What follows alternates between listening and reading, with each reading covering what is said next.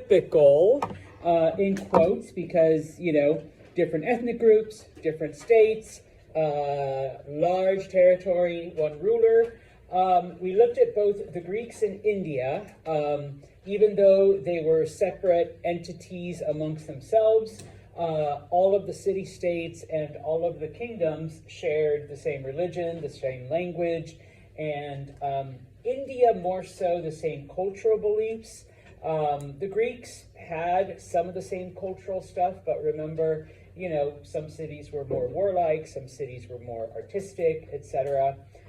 We looked at the Phoenicians and how they developed a trading empire. The contributions they made to history, though, had really nothing to do with that. And then finally, of course, we finished off talking about the Israelites, who basically developed a religious empire, where we can see that even into modern times, the effect of their religious beliefs. Okay, so we will finish off with China. All right, which kind of encompasses just about everything that you see, in the chart. Now, we kind of skip over a little bit of time, and both your textbook, and I think I may have confessed on the first day, Asian history isn't like my strong point, so I apologize. But eventually a group known as the Chow, and it's pronounced Chow, even though I know there's a Z there. A group known as the Chow comes to power, and for a while we see the two societies kind of coexist side by side, because remember, China is really big, and also, even from the earliest times, you had one society developing in the north and one in the south. Okay, and so you do have these different groups, but eventually over time, the Chow do take over the Shang, all right? And remember, the Shang were the ones that brought ancestor worship and, the oracle bones and all of that, okay?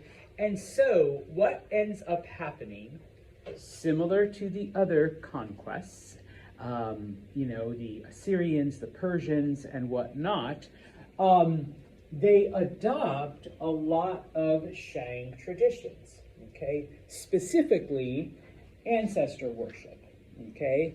And so it is something that is kind of passed on to this day. Not that they worship ancestors, but there's this whole idea of reverence for those that have gone before you. So it kind of shifts a little bit, but it is adopted by the Chow people. The other thing that they do, okay, is similar to what we saw in Egypt. They develop what is called a dynastic rule, right? Remember, when you are ruled by a dynasty, it is the family, not necessarily the individual, father to son, okay? But you're looking at a specific ruling family, and as long as it's a male from that family, okay, the kingdom, the throne is passed on. Although, okay, for most of Chinese history during this time, it literally does happen where it's father to son. There isn't a point where we have to go to an uncle or a cousin or, somebody's husband or whatever, okay? Now, a lot of what the Chow do, okay, defines what even today we consider or describe as quote-unquote Chinese, okay? The different things that we think of as Chinese culture. And this includes, the idea of reverence for ancestors and whatnot, okay? In fact, we don't call it China yet. That comes later with the Qin dynasty. But they referred to China as the Middle Kingdom, and in many parts of China today, they don't call it China, China. They call it the Middle Kingdom, okay? And it comes from this Chao legacy, okay? So a lot of what they start is in fact what is eventually adopted and what we think about today as Chinese, okay? Now, so you're aware, okay, the Shang Dynasty was everything in brown, and then over time, you know, once again, the parts that both your book and I kind of skipped over, the green area, you know, appears, and that is the Chaos. And then, yeah, at some point, because the Chao basically grow around, they eventually take over and absorb the Shang, but it is the Shang cultural stuff that now begins to be disseminated. And also, if you look, we see this kingdom now growing, whereas before we had one society down here and one society up here. Now that society encompasses that entire area, which is huge. Just FYI, modern China comes so we're about halfway there, and we're still a couple thousand years away. Okay, now, the ruler, or at least the leader of the Chao in the beginning was a man named King Wu, and once he defeats the Shang, he basically begins to expand northward and absorbs the various tribes that live there. So oftentimes in several history books, Wu is credited as the man who unifies China, okay? Now, once again, I mean, not as big as modern day China, but it is getting there, okay? Many of the local rulers, because they do have whatever title, either king or magistrate or whatever, are also absorbed, okay? And pretty soon, those titles become a part of the different administrative, divisions that the Chao later create, okay? Now, I may ask, what were some of the contributions of the Chao? It is under the Chaos that we see the discovery of iron in China. They do discover iron deposits, and so number one, iron plow, okay? And with iron tools, not only can we now have farmland in areas that are, once again, away from the major rivers, but they can use that to dig different canals and other, irrigation techniques to bring water to the areas that, are nowhere near the river, okay? And of course, they are one of the first groups to try to control the Yellow River. They do build dikes, which are barriers, either from stone or concrete or iron or different metals, to try to control the Yellow River, with more or less some success, usually not, okay? Because like I said, even today, with modern technology, the Chinese still can't really control it. But they do make that attempt, and they are successful on occasion.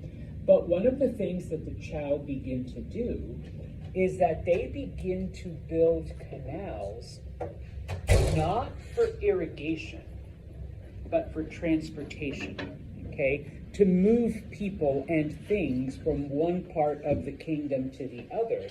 Because, once again, it is growing, and it is growing, rapidly, and there really is no natural way of going one way or the other.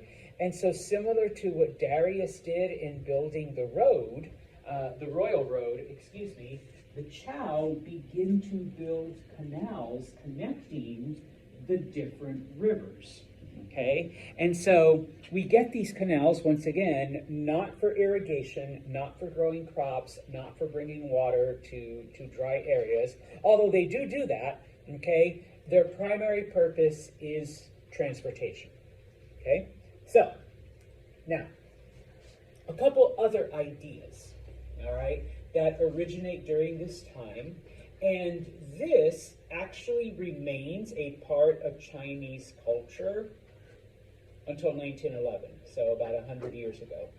The idea that the dynasties, okay, have been chosen by something called the mandate of heaven. All right?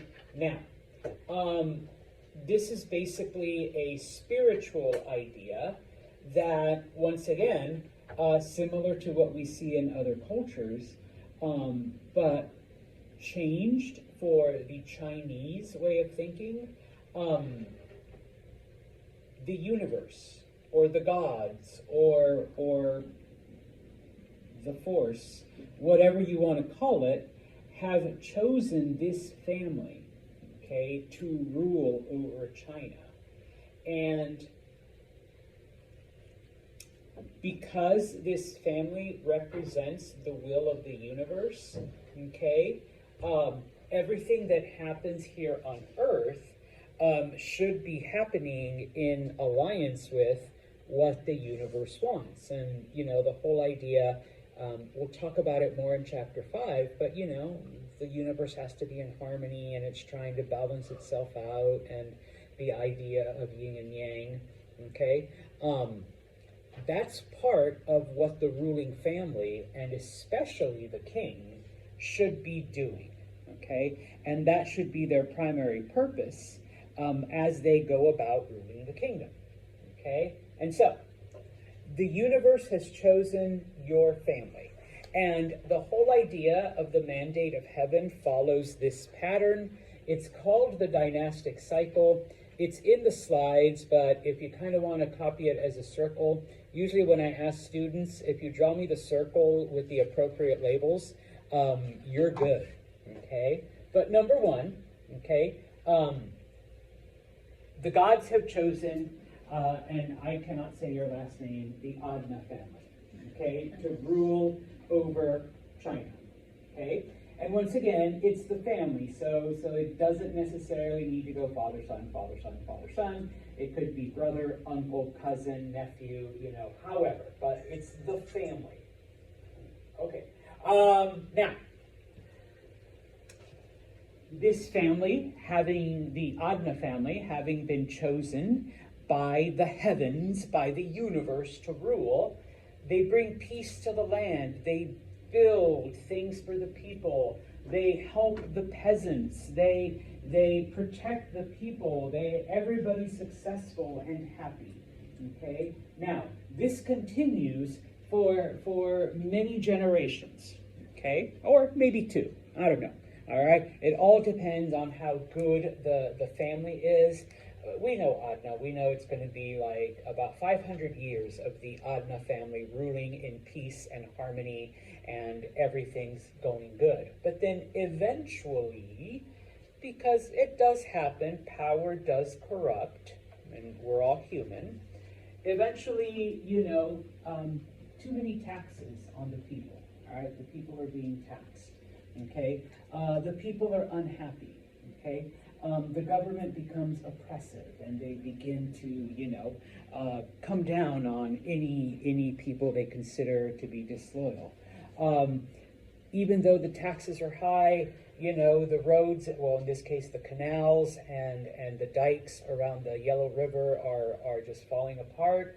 Okay, and like I said, the people are being persecuted and harassed because they believe something different. And so the Chinese felt that at this point, the family, in this case the Adna family, is no longer chosen of heaven or the universe or the force or whatever you want to call it.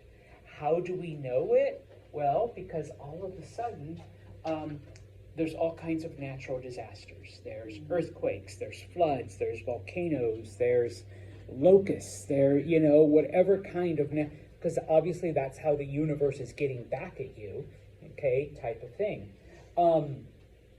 There's lawlessness, there's foreign invaders, you know, we're being attacked by those hordes through Asia or some new group that's coming in from the south, Okay, and so because of this, all right, now we have then, chaos. And so we have a new family that rises up. I don't know your last name either, so we'll call you the Faisals. The Faisal family rises up, and they challenge the old dynasty. Okay, now, if the Faisals win, then obviously they were chosen by the gods, the universe, the force, the heavens, whatever, and they are the new dynasty, and the cycle begins over again. Okay? If the Faisals lose this war, though, okay, obviously they didn't have, they thought the heavens chose them, but they really weren't the chosen ones. And so the old family continues until a new family rises up. And I only know you're the Sowers because you were literally talking about it right before class. The Sowers rise up, and they defeat the Adnas. Okay? And so then the cycle begins over. All right? And that continues for thousands of years of Chinese history. Okay? The last dynasty was overthrown, like I said, in 1911. It went away because the Japanese invaded. And then, when World War II was over, nothing was restored. Okay? The communists showed up. But, that's a whole different thing. And so this is how then this becomes the system in China, like I said, for the next couple of thousand years. Okay? And so, kind of like what I just said, except in much shorter sentences, and without using, Faisal, Grace, and Adna as examples, you as the leader, you as the ruling family, had to be a part of maintaining balance and order and harmony in the universe. If you allowed instability and rebellion and tyranny and oppression to enter, then obviously the universe, the heavens, the whatevers, are going to remove their blessing from you. And so another family, okay, would come in and take over. And even though it was the Chows that started this tradition, and eventually the Chows are overthrown, they understood this. And so, for a couple hundred years, they really did their best to try to keep order and stability. But of course, humans are humans, okay? Power corrupts. And so eventually they do forget, these things, and everything is changed, type of thing. Okay? Now, I added this again, but one of the things that the Chow did was, number one, they absorbed the Shang's, calendar timekeeping system. So, the idea of the lunar month, the idea of the 360-day year, and most of you got this right on the test, adding an extra month to fix the discrepancy that eventually creeps in to a lunar calendar, okay? I'm going to go skip over to this one, okay? This is where we also, all right, begin to get, some of the Chinese traditions. Number one, they continue the idea that sons were to be celebrated, were the best, okay? Because remember, and I'm sorry, ladies, once you married into your husband's family, you became part of that family and basically abandoned your own. You were no longer a part of your birth family. Okay, some of you think it would be great, but in this case, your parents lost out on everything, okay, which is why sons were celebrated, because they brought people into the family, okay. For the most part, Men were the hunters and the farmers, okay? The women, though, despite, also being, cook, clean, make babies, sons, all right? They were also the ones that tended and took care of the silkworms, okay? And of course, they spun the silk into fabric and made the fabric into clothing, all right? So that was also, I guess, part of their quote-unquote domestic responsibility, but it included caring for the worms, so it wasn't like the other animals that the men handled, okay? Similar to other cultures, okay, because the men tended to die at an early age or from warfare or from hunting or from whatever, the women did inherit, okay, the stuff, and then of course, you can find yourself a young man, ladies, if you're a widow. And so obviously wealthy women had more of a choice because, guys, I mean, you come from a poor family and here's a wealthy widow. Once you marry her, then you get control of all of her assets. So, wealthy women tended to have more choices in what they could do. All right. Like I said, and it does take about 1,000 years, all right? The Chow do lose control. The Chow do allow instability to creep into the kingdom, so that by the year 771, there are a group of invaders that come in from the north, and they overthrow the Chow, okay? And so a new dynasty begins, all right? Now, that is it, okay? I know today was going to be a fairly short day, but I do have your exams, and I do apologize for. I had them last class, and I totally forgot.